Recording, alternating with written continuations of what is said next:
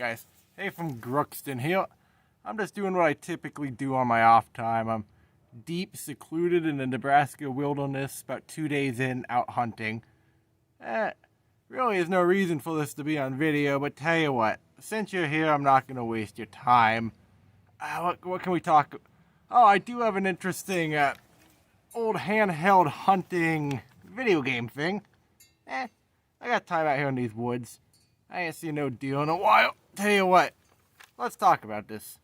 Aw man, I am glad to finally be cracking open the box I've labeled Weird Shit Only I Remember. And what a better way to start off than this is weird looking handheld. This is 1999's Real Bow Hunting. It has an arrow on the side, it has a weird cow pattern, it has full additional front buttons as well. Just a wacky looking handheld. Diving into the actual gameplay itself, the first game mode is honestly pretty simple and not too interesting. It's just simple target shooting. You can choose between a fixed target or a moving target. The real fun of the game is with its second mode, which is hunting. In this mode you will be hunting one of two animals, the animals being rams and mountain lions. Now when it comes to weapon choice, you gotta remember the game is called Real Bow Hunting, so don't expect to get a rifle. Your two weapon choices are just a compound bow or a long bow. The difference between the two I've yet to notice. The basic gist of the gameplay involves moving a cursor over the animal and shooting. There's some strategy like keeping the bow pulled back and timing the animal's movement. I went into this handheld not expecting to like it, but the gameplay, while simple, is actually fun the more you play it.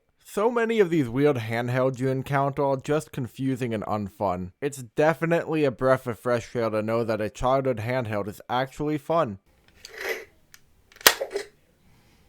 Man, this is one of those weird, forgotten handhelds, and there's a ton of these, especially at the 90s and the 2000s.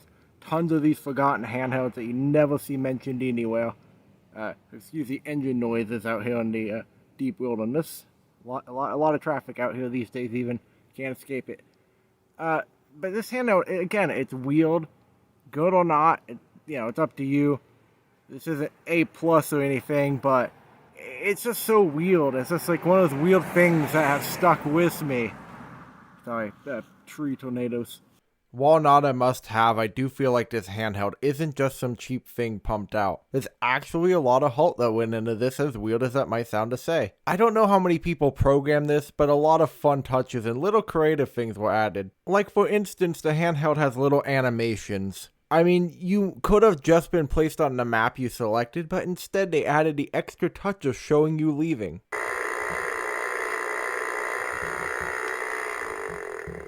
Another piece of animation I discovered today was being attacked by a mountain lion. Heck, even the game enforces the hunting license law with a funny animation. Shoot the wrong animal and you're gonna end up in the back of a helicopter.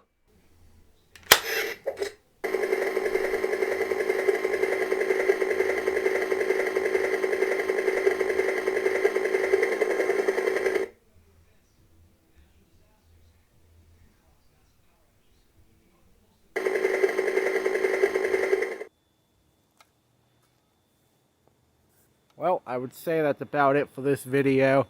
Again, weird forgotten handheld. I figured I'd talk about it. Plus, it is a childhood console, kind of. I didn't play it too much, but I have a few of these weird things from childhood. These weird video game things that I feel like I'm the only one that remembers them. So I thought it'd be fun to talk about.